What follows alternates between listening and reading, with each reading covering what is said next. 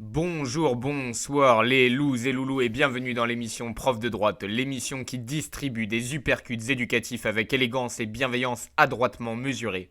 Les pains sains distribués lors de ce podcast feront valser en deux mouvements trois temps, bien des protège-dents des bords de Seine jusqu'au sommet des Alpes, jusqu'au bord de l'océan Atlantique dans le creux des vagues bretonnes les plus fraîches, les vagues basques les plus hautes, jusque dans les pâturages pyrénéens, jusque dans les assiettes grasses et juteuses de nos régions. Et tout ceci enfin en passant par la plus belle région du monde, l'Alsace. Cette émission est disponible sur YouTube, Deezer et Spotify. Ici, ensemble, nous promouvons, nous nous battons pour retrouver une société disposant d'un corps sain, dans un esprit sain au service d'une jeunesse harmonieuse et équilibrée, et ce pour une nation éduquée et bien éduquée, capable de maintenir, je m'astreins avec vous à une discipline de transmission, à mes élèves hors antenne, et à vous également.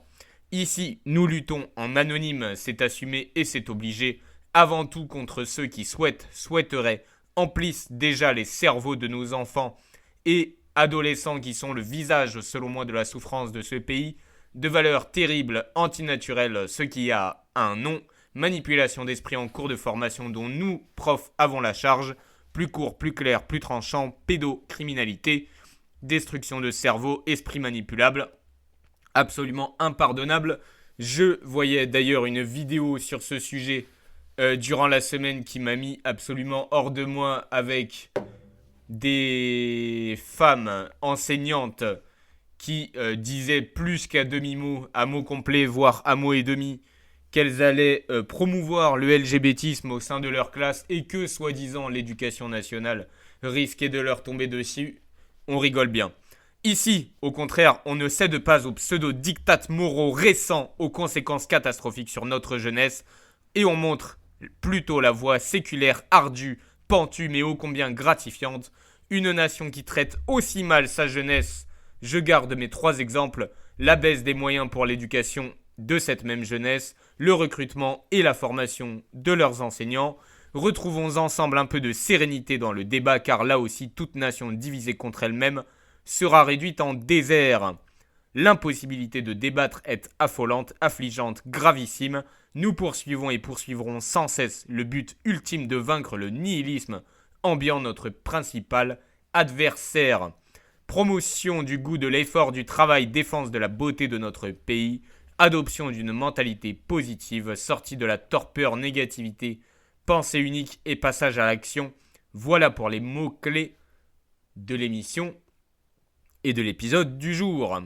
Épisode rapide aujourd'hui, d'une part parce que je n'ai pas une inspiration exceptionnelle, donc ce n'est pas la peine de faire durer l'épisode des heures et des heures. Nous allons aller droit au but, comme dirait l'autre, et parce que je suis très légèrement malade. Donc, épisode court. Fin de cette introduction, il me semble, parce que je le vois de plus en plus, même en étant coupé de toutes les chaînes d'information, que ce devrait être le devoir numéro 1 des journalistes que de présenter les arguments du camp adverse. 1, 2, synthèse, c'est tout ce que vous avez appris à l'école, c'est la base de toute réflexion, encore une fois, saine. C'est donc une preuve de plus, si besoin est, que cette société n'a plus rien de sain et que ces journalistes, entre autres, comme tous ces manifestants que l'on retrouve qui ne sont pas capables de présenter leurs revendications, ne serait-ce que leurs revendications premières, et si vraiment ils ne veulent pas choisir une revendication première, qu'ils nous en fassent la liste, qu'ils définissent les termes, qu'ils nous définissent les idées qu'ils défendent et les idées qu'à contrario ils combattent, mais ils n'en sont pas capables, ce sont tous des traîtres à la nation. J'avais beaucoup apprécié la comparaison dans un vieil épisode de Burger Ring de Papacito d'un enseignant à l'époque qui lui avait dit à lui et à l'ensemble de sa classe que s'ils abîmaient le patrimoine, je crois, si je ne me trompe pas, qu'il parlait d'une visite dans une grotte de l'époque préhistorique et où cet enseignant disait, ou peut-être d'ossement, je ne sais plus, mais bref, peu importe, quoi qu'il en soit, que si les élèves abîmaient ne serait-ce qu'à peine ce patrimoine, ils étaient des traîtres à la nation. les enseignants qui abîment les esprits de la jeunesse française sont de la même manière des traîtres à la nation. Il nous faut absolument sortir de cette mentalité de merde de traître à la nation où l'on a le droit de défendre tous les particularismes, de défendre, pour ne prendre qu'un exemple le plus criant actuellement, on peut absolument défendre la Palestine qui a des valeurs qui, selon moi, vont totalement à l'encontre de l'histoire de France, voire même de l'histoire, si on veut être plus large, des valeurs occidentales, parce que ce sont des choses que j'ai oublié de préciser au dernier épisode. Mais en revanche, il est absolument interdit de défendre les valeurs françaises, les valeurs régionales, l'histoire chrétienne de ce pays, qui est bafouée, niée, l'architecture, la gastronomie, l'élégance française, l'histoire, avec un grand H. On peut tout défendre sauf les choses que je viens de mentionner. Et attention, si vous les défendez, surtout vous êtes le pire des fascistes. Mais encore une fois, à ces pseudo-manifestants, demandez-leur donc à ces disques rayés de vous définir le fascisme. Ce sont eux les fascistes qui tentent de vous faire taire en vous lançant ce mot terrifiant, qui vous terrifie, qui vous fait peur. Retournez-le contre eux, même si, encore une fois, je suis absolument d'accord avec le Raptor. Ne partez pas sur un logiciel perdant.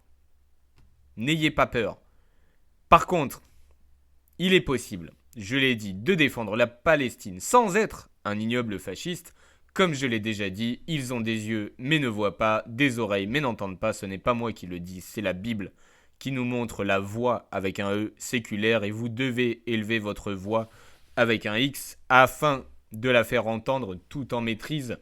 Et lorsque l'on dit que la Palestine est quand même peuplée de personnes pratiquant en partie, disons, pour vous faire plaisir, la polygamie, le mariage avec des femmes mineures, les femmes voilées, etc., etc., et j'en passe, et ce serait ça qui est compatible avec la vision de la France, mais absolument pas le christianisme. Voilà, ils sont fous, ce n'est pas grave, c'est comme ça, battons-nous. Je vous raconte un événement qui m'est arrivé ce matin, qui m'a laissé perplexe afin d'avoir votre avis et m'aider dans ma réflexion quant à cet événement qui m'a troublé. Je me rendais à la messe, nous sommes dimanche soir, mais donc c'était dimanche matin. J'ai été très surpris d'y voir une chaîne de télévision, donc des câbles partout dans l'église, plein de spots, je ne sais même pas comment le traduire en français, juste des lumières absolument aveuglantes, dans la figure de tous les fidèles. Ça, passons, il faut bien... Et encore, ça pourrait se défendre. Si les églises sont sombres, quitte à les filmer, laissons-les telles qu'elles sont. Et surtout qu'il me semble bien que dans les musées, on nous dit à raison que les lumières, les flashs de téléphone abîment les œuvres. Et là, dans une église, ça n'est pas grave de laisser des spots allumés pendant, j'imagine, au moins 3 heures. Je vous dis j'imagine, je vais vous expliquer pourquoi. Donc, dans l'église, plein de lumières aveuglantes, énormément de bruit désagréable de personnes absolument irrespectueuses, les gens qui participaient au tournage, voilà, qui ne respectaient absolument pas le lieu de culte, encore une fois, un dimanche matin, même si le but était de filmer justement la messe, la moindre des choses aurait été de respecter le lieu de culte et le silence que cela demande. Une speakerine absolument détestable et mon instinct me disait, et je crois mon instinct, vous devriez le croire également, je le crois la plupart du temps, j'étais persuadé qu'elle ne croyait absolument en rien mais qu'elle était là juste pour son métier, pour les caméras. J'ai été le seul et j'ai été très surpris d'être le seul à quitter justement cette messe avant même qu'elle ne débute afin de ne pas faire de publicité à cette marchandisation du temple que devrait être l'église. Qu'en pensez-vous? Est-ce que j'ai surréagi?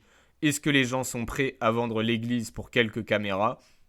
Peut-être, je peux l'entendre, que l'église a besoin de cette médiatisation pour récolter des fonds, participer à la valorisation des églises et à leur préservation surtout.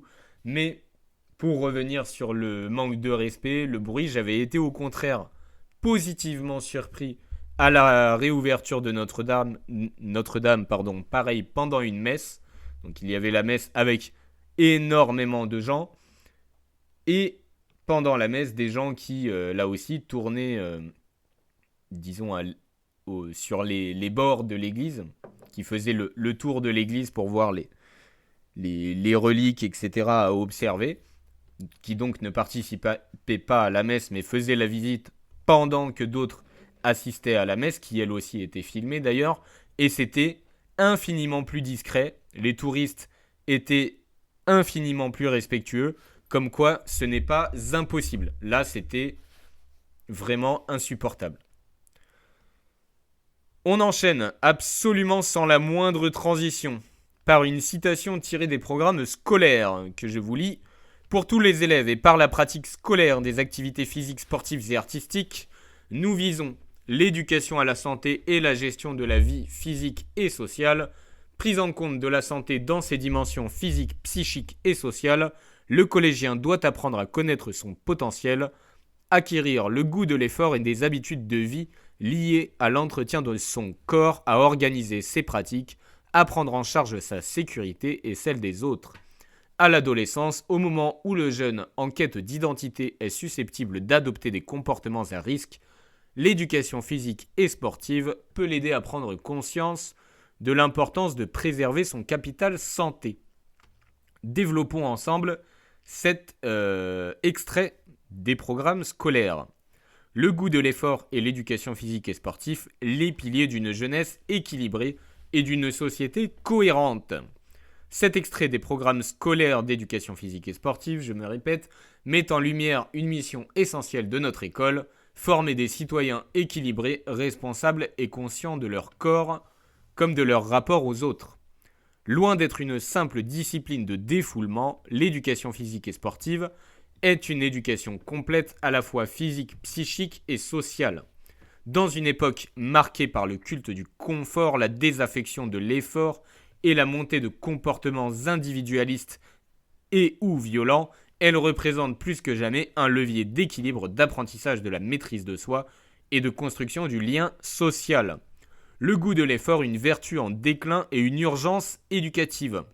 Apprendre à aimer l'effort est l'un des objectifs majeurs de l'EPS et sans doute l'un des plus nobles. L'effort physique, lorsqu'il est compris, accompagné et régulier, devient un effort moral. Il enseigne la persévérance, la résistance à la frustration et la capacité à se dépasser. Or, notre société tend à valoriser l'instantané, la réussite sans difficulté, le plaisir sans contrainte, on se plaint, on revendique, on fait des manifestations, on exige que les riches qui ont travaillé soient taxés, la taxe Zuckman, vous connaissez, mais on oublie souvent que le progrès individuel et collectif se fonde d'abord sur le travail de soi, de son groupe proche, la discipline, sa propre discipline avant tout, et la constance. L'école doit donc être un lieu où l'on réapprend à mériter. Mériter ses réussites, son bien-être, sa santé. Sortir de l'éducation physique et sportive qui existe de plus en plus où il n'y a pas de perdants. Bah non. On fait de l'éducation physique, oui, mais de l'éducation physique et sportive. Donc il y a des vainqueurs qui ont le droit d'être heureux d'avoir gagné, des perdants qui doivent accepter la défaite, comprendre pourquoi ils ont perdu et tenter de progresser. Le sport, par sa logique d'entraînement et de répétition, inculque cette idée simple mais fondamentale, rien ne s'obtient sans effort. Bien que nous ne sommes pas égaux, bien sûr, face aux activités sportives, mais nous ne sommes pas égaux non plus face aux activités intellectuelles. Ça aussi, il faut que cette école républicaine se mette cela dans le crâne.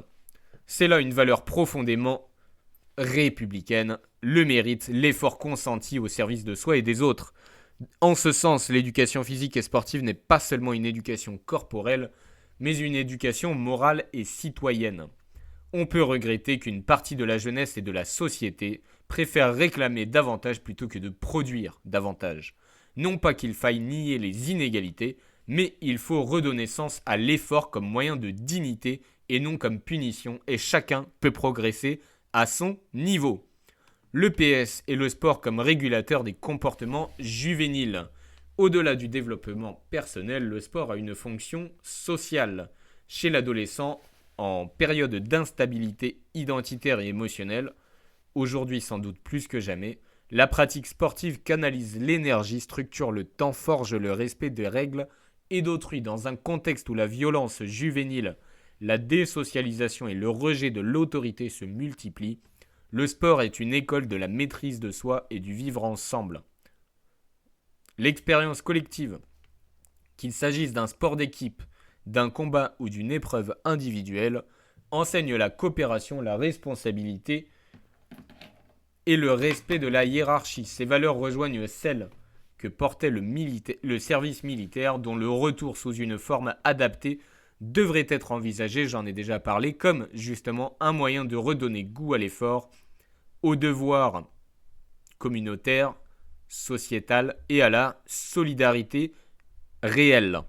L'armée et le sport ont en commun cette exigence de rigueur, de dépassement de soi au service du collectif. Dans une société fragmentée où l'individualisme prévaut, ces institutions sont des creusets de cohésion nationale et de transmission de valeurs structurantes. Le corps comme lieu d'éducation, hygiène, santé, équilibre. L'éducation physique ne se réduit pas à la performance, elle s'inscrit dans une éducation à la santé globale. Apprendre à entretenir son corps, à comprendre ses limites, à adopter une hygiène de vie équilibrée. Le célèbre adage mens sana in corpore sano, un homme sain dans un corps sain, prend ici tout son sens. Le corps est le premier instrument de liberté, il conditionne absolument la santé mentale et la disponibilité intellectuelle. Vous le voyez en première ligne, si je peux le dire comme ça, avec justement les manifestations ridicules qui ont cours actuellement. Quand je dis manifestations ridicules, ça ne veut absolument pas dire qu'il n'y a pas de contestation légitime. C'est juste que ces mouvements ont été tristement ridiculisés. Ce qui malheureusement était justement le but, je pense. Et c'est triste que ça ait si parfaitement marché.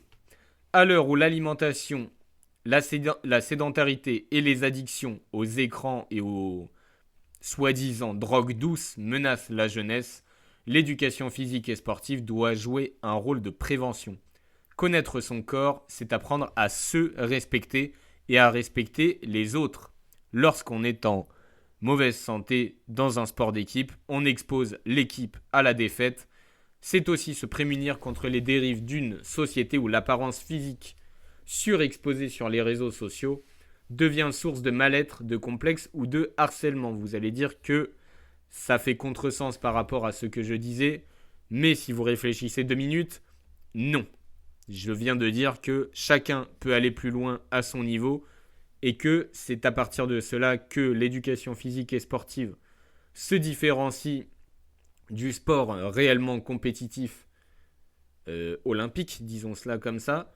Chacun doit progresser, être accepté ensuite par son équipe à son meilleur niveau, mais chacun doit faire aussi les efforts pour être justement à son prime, pour utiliser encore une fois un anglicisme. L'éducation au corps doit donc être à la fois hygiénique. Je vous ai déjà parlé de l'hygiénisme de la fin du 19e siècle et début du 20e siècle avec notamment Philippe Tissier, puis Georges Hébert avec la méthode naturelle, apprendre à aimer son corps pour ce qu'il peut faire et non pour ce qu'il montre. Dernière partie, sport et santé sociale, entre remèdes et risques. Le sport doit être un formidable outil de socialisation, mais il n'est pas exempt de dérives. Mal encadré, il peut renforcer les inégalités, nourrir la violence ou la compétition malsaine. Les valeurs du sport, respect, solidarité, courage ne s'imposent pas d'elles-mêmes, elles s'enseignent. D'où encore une fois l'intérêt de l'éducation physique et sportive, ce qui n'empêche pas, en dehors de l'école, d'inscrire vos enfants au sport. Mais ce sont deux choses différentes qui, comme toujours, doivent se compléter parfaitement. D'où la responsabilité de l'école et des professeurs d'EPS à promouvoir ce sport humaniste centré sur le progrès individuel et la coopération plutôt que sur la simple victoire, tout en étant capable d'accepter victoire et défaite. provisoires qui peuvent parfois changer ensuite selon les efforts qui ont été fournis ou non, justement. On y revient toujours. Dans un contexte où les jeunes sont de plus en plus confrontés à l'isolement, la dépression, l'hyperconnexion et, à l'inverse, au sentiment de vide existentiel, le sport doit être un antidote social et psychologique. Il crée du lien, du rythme, du sens, mais il doit rester inclusif, accessible à tous et ne pas devenir un simple terrain de comparaison ou de domination brute. C'est tout l'enjeu de l'EPS. Faire du sport, non pas un simple exercice, mais un apprentissage du vivre ensemble et du mieux-être. En conclusion, cet extrait des programmes scolaires nous rappelle une vérité essentielle. L'éducation physique n'est pas secondaire, elle est fondatrice. Elle forme à la fois le corps, le caractère et la conscience sociale dont nous manquons cruellement aujourd'hui. Dans une société qui s'abandonne à la facilité et à la revendication sans effort, le sport réhabilite la valeur du travail, du dépassement de soi et du respect. Il apprend à chacun à se connaître, à s'inscrire dans un collectif, à préserver sa santé physique et morale. En somme, le sport éduque à la liberté par la maîtrise et à la paix sociale par la discipline. C'est pourquoi il ne faut pas le réduire à une option, mais le concevoir plutôt comme un pilier de la formation citoyenne. Et peut-être, comme le service national jadis, un moyen de retisser le lien qui doit unir l'individu à la nation. De Machiavel à l'homme total. Oui, je ne fais pas de transition musicale aujourd'hui. De Machiavel à l'homme total, être renard, lion et loup. La célèbre maxime de Machiavel, il faut être renard pour connaître les pièges et lion pour effrayer les loups, issu de l'un des chapitres de son ouvrage Le Prince, publié en 1513, au début du XVIe siècle, condense à elle seule toute la complexité de la nature humaine et du pouvoir. Écrite dans une Italie morcelée, instable et soumise. Je vous rappelle que l'Italie est une nation extrêmement jeune par rapport à la France. Soumise aux appétits étrangers, cette phrase exprime la vision lucide, cruelle peut-être, que Machiavel a de l'homme politique idéal et plus largement de l'homme tout court. Pour gouverner, pour durer, pour survivre, il ne suffit pas d'être vertueux, il faut ruser, prévoir, dominer, imposer.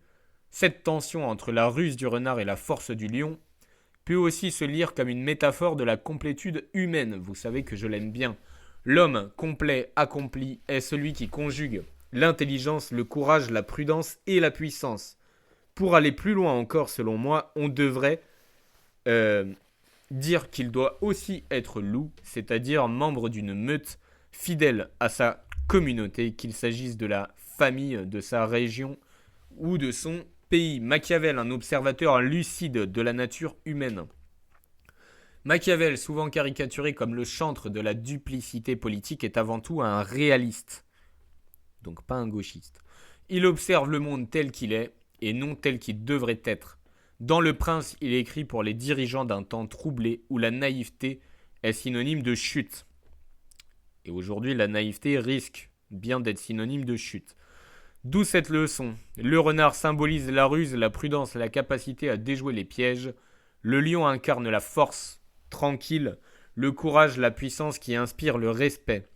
Autrement dit, le prince et par extension tout homme de responsabilité doit savoir alterner la diplomatie et la fermeté, la réflexion et l'action. Celui qui n'est qu'un renard finit trompé par plus fort que lui. Celui qui n'est qu'un lion finit abattu par plus rusé. Machiavel esquisse donc une forme d'équilibre vital. Pour être efficace dans le monde, il faut unir deux natures que tout semble opposer. Ce réalisme souvent mal compris n'est absolument pas une apologie de la cruauté, mais une pédagogie du discernement et de la maîtrise. Connaître le mal pour s'en prémunir, comprendre la violence pour mieux la dominer. De la dualité à la totalité, l'homme complet comme l'homme de Vitruve. Cette union du renard et du lion évoque d'une autre manière l'idéal humaniste représenté par l'homme de Vitruve de Léonard de Vinci, la figure d'un homme harmonieux à la fois mesure et centre du monde. L'homme total, c'est celui qui unit dans un même être la raison et la force, la science et l'instinct, la tête et le cœur, l'esprit et le corps. Manque la spiritualité là-dedans. Être renard et lion, c'est donc refuser la spécialisation réductrice, cette tendance moderne à n'être qu'une chose, un technicien, un intellectuel abstrait ou un pur corps sans esprit. L'homme total est celui qui embrasse la complexité de l'existence. Il sait réfléchir et agir, douter et décider, parler et combattre. Cette vision rejoint une idée profondément humaniste. L'homme n'est pas une machine, mais une tension entre des contraires. C'est dans cette tension, dans cette dualité féconde, que doit se former la grandeur humaine. Enfin, je voulais rajouter, il faut aussi être loup pour défendre, protéger, appartenir. Notre époque appelle selon moi cette troisième figure du loup. Le renard et le lion incarnent la réussite individuelle, la ruse et la puissance. Le loup, lui, incarne la dimension communautaire indispensable, importantissime de l'existence. Le loup ne vit pas seul, il vit en meute, il connaît la hiérarchie, la solidarité, la loyauté. Il chasse pour nourrir les siens, protège les petits et respecte le chef à partir du moment où celui-ci est digne. Être loup dans le sens noble du terme, c'est replacer la famille, la communauté, la nation au centre de la vie. C'est comprendre que la force individuelle n'a de sens que mise au service du collectif. L'homme qui n'est que renard finit cynique, et ça, il nous faut à tout prix l'éviter. Celui qui n'est que lion finit despote, et celui qui est aussi loup devient gardien. Dans une société éclatée où l'individualisme remplace la fraternité, cette figure du loup rappelle la nécessité du lien, de l'appartenance, du devoir. L'homme complet n'est pas un prédateur solitaire, il doit être un protecteur social, conscient de ses responsabilités au sein de la société de la meute. La formule de Machiavel, en conclusion, loin d'être une leçon de manipulation, est plutôt une invitation à la complexité humaine et à sa compréhension. Être renard, c'est savoir prévoir, être lion, c'est savoir agir, être loup, c'est savoir appartenir. Ces trois dimensions, intelligence, courage, solidarité, forment la triade de l'homme total, celui qui ne subit pas le monde mais cherche à l'ordonner, à le servir, à le défendre. C'est cet équilibre qu'il faut redécouvrir aujourd'hui, à une époque où la ruse se dégrade en cynisme individualiste, la force en brutalité gratuite et la meute en foule sans âme. Clin d'œil, clin d'œil. Être homme, disait déjà Aristote, c'est être un animal politique, un être de raison, de volonté et de communauté. Machiavel nous rappelle que cet équilibre se gagne chaque jour dans le travail, dans la lucidité, dans la prise de responsabilité. Le renard pense, le lion agit, le loup protège. C'est dans cette triple alliance que doit se construire non seulement l'homme complet, mais aussi la société solide et juste que nous promouvons et dont nous avons si cruellement besoin aujourd'hui. Les loulous, cette émission est déjà finie. Elle est préparée en amont, mais toutefois je ne fais pas de travail de redécoupage. Aujourd'hui, moins que jamais, j'ai fait quasiment tout d'une traite. Parents, votre rôle est d'inculquer à votre ou vos enfants des valeurs saines, de les laisser être naturellement curieux, d'apprendre. Enrichissez leur monde, veillez à leur sommeil, alimentation, temps d'écran, ce qu'ils apprennent. Communiquez avec son enseignant ou ses enseignants, ou leurs enseignants. Notre rôle à tous est avant tout d'aider à la formation des valeurs saines et naturelles. En premier lieu, la première d'entre elles, la curiosité. Plus tard, ils feront leur choix personnel en responsabilité avec la base solide, l'esprit critique affûté tel une lame de rasoir. Et, encore une fois, avec des valeurs saines et naturelles dès l'enfance, justement, nous éviterons, je pourrais refaire le parallèle avec la citation de Saint Augustin, si on leur enseigne l'amour, ils ne feront pas de bêtises. Ils ne resteront que sur les bonnes voies. C'est pour vous, pour cela que j'ai choisi la voie grave de l'instituteur, et non du professeur des écoles, de l'instituteur, pour les mener fermement sur les voies caillouteuses qu'ils ont à emprunter en notre triste année 2025. À nous de protéger l'enfance dans son innocence. Donnons-leur du savoir, apprenons-leur à être avec l'aide de leurs parents. de l'ensemble de la communauté éducative soudée. Apprenons-leur enfin à savoir devenir au revoir, Peace Ball.